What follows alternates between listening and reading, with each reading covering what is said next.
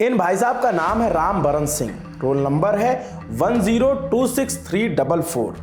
इनका पुलिस भर्ती का एग्ज़ाम था, परीक्षा देने आए भाई साहब ने एग्ज़ाम भी दिया। इनका सेंटर पड़ा था आगरा के वनस्थली विद्यालय में। मॉर्निंग शिफ्ट में एग्ज़ाम था 10 से 12। एग्ज़ाम बढ़िया हुआ, देकर निकले। अब थोड़ा ठहरिए, एक और तस्वीर देखिए। इनका नाम है रवि कुमार, रोल नंबर 30083738। इनका सेंटर आगरा के राम लखन इंटर कॉलेज में पड़ा था। रवि अपना एग्ज़ाम देने की पूरी तैयारी में पहुंचे।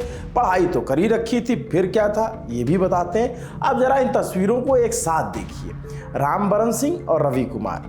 अब हम कहेंगे दोनों में 10 अंतर खोज के बताइए। बचपन में अखबार वाला खेल, आपको ज़्यादा मेहनत ना करनी पड़े इसलिए हम बता देते हैं। तस्वीर दो है, नाम दो है, मगर आदमी एक ही है। अब और ध्यान से देखिए, समझ जाएंगे। राम बरन की दाढ़ी बढ़ी हुई है और रवि ने थोड़ी छोटी करवा रखी है। भाई साहब अपने को बहुत ज़्यादा होशियार समझ रहे थे। दरअसल इनका असली नाम रवि कुमार है।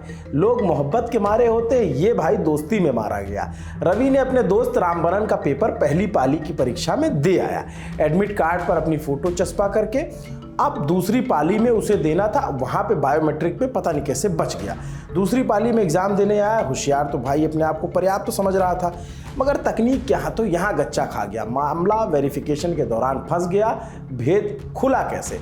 सेकेंड शिफ्ट का एग्ज़ाम चल रहा था। रवि मस्त अपना एग्ज़ाम दे रहे थे, तभी स्कूल प्रशासन ने के इंटरनल व्हाट्सएप ग्रुप पे एक मैसेज आया। पता चला कि पहली शिफ्ट के दौरान रवि कुमार ने फर्जी बायोमेट्रिक स्कैनिंग करके राम बरन की जगह एग्ज़ाम दे दिया। इसके बाद स्कूल प्रशासन हरकत में आया। जो सेंटर के हेड हैं उन्होंने तुरंत पुलिस को सूचित किया।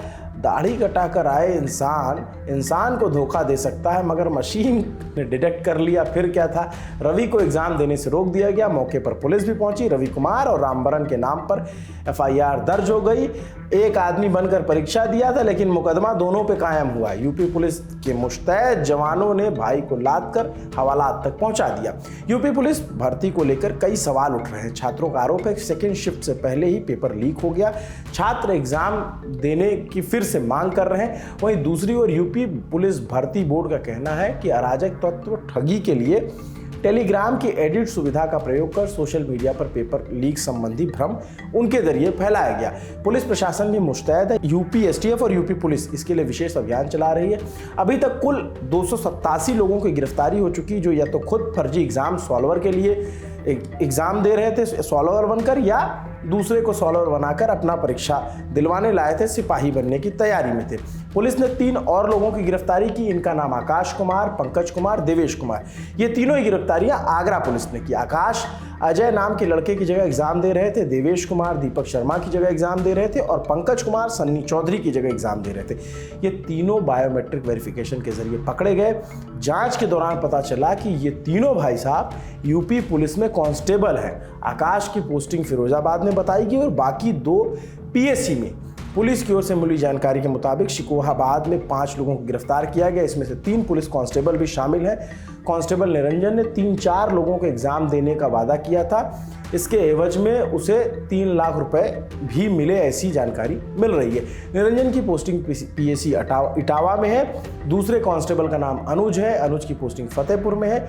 वो एक छात्र की ओर से एग्जाम देने जा रहा था, तभी वो बायोमेट्रिक के दौरान पकड़ा गया। बाकी ये जो पहले आगरा वाले नाम लिए, किसी ने अपने भाई का पेपर दिया था, किसी ने मौसी के लड़के का पेपर दिया था। अब आप देखिए कितनी बड़ी लापरवाही। एक तो दूसरे के लिए आप फर्जीवाड़ा कर रहे हो, दूसरी बात ये कि इन सभी सिपाहियों ने अपनी नौकरी को दांव पर लगा दिया। अब स्थिति ये है कि इनको उठा करके जेल भेज दिया गया। इन पे मुकदमा चलेगा और जांच होगी। जांच जब पूरी होगी तो ये अपनी नौकरी से भी हाथ गंवा सकते हैं। ये पूरी संभावना है इस बात की कि इनकी नौकरी चली जाए, क्योंकि इन्होंने फर्जीवाड़े की कोशिश की है।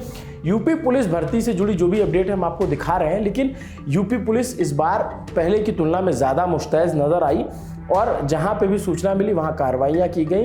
बिना झिझक के FIR दर्ज हुई। लेकिन छात्रों के अपने आरोप है, अभ्यर्थियों के अपने आरोप है, उसको भी जो भर्ती बोर्ड है उसको भी ध्यान देना चाहिए, क्योंकि लगातार सोशल मीडिया पर बहुत सारे छात्र, बहुत सारे अभ्यर्थी इसको ट्वीट कर रहे हैं, फेसबुक पे लिख रहे हैं, कमेंट कर रहे हैं कि पेपर लीक हो गया, उनके पेपर फिर से कराए जाएं। अब उनके आरोपों में कितना दम है ये तय करने का काम यूपी की जो भर्ती बोर्ड है पुलिस की उसको करना है, लेकिन छात्रों के आरोपों को गंभीरता से लेने की ज़रूरत है, क्योंकि इतने दिनों बाद भर्ती आई थी, इतनी बड़ी संख्या में भर्ती आई, 60,000 पुलिसकर्मी भर्ती होने हैं और उसके बावजूद इस तरह की अगर लापरवाही हो जाती है तो फिर सवाल तो उठेंगे ही।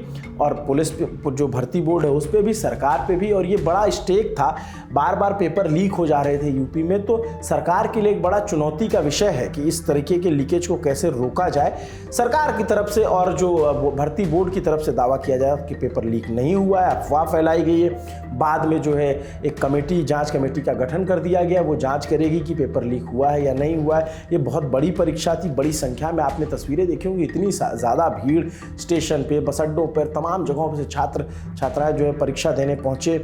अभ्यर्थी जो सालों साल तैयारी कर रहे थे, उनको अगर ये बड़ा उनके साथ एक ठगा हुआ वो महसूस करते हैं कि भाई सरकारें, नेताओं के साथ कोई लीकेज नहीं होता, इनकी सरकार तो हर 5 साल में बन जाती है, इनके एग्ज़ाम जो चुनाव होता है वो डिले नहीं होते, वो टाइम पे होते हैं, लेकिन इनके एग्ज़ाम जब इतने दिनों बाद भर्ती आई और टाइम से हुए तो इस तरह की अगर लीकेज की खबरें आती हैं तो ऑब्वियस सी बात है कि अभ्यर्थियों को धक्का लगता है। अगर ये अफवाह है तो उसको मजबूती से खंडन करना चाहिए, उसके सबूत उसको पेश करना चाहिए भर्ती बोर्ड को, और अगर वाकई में पेपर लीक हुआ है तो गंभीरता से जांच करानी चाहिए।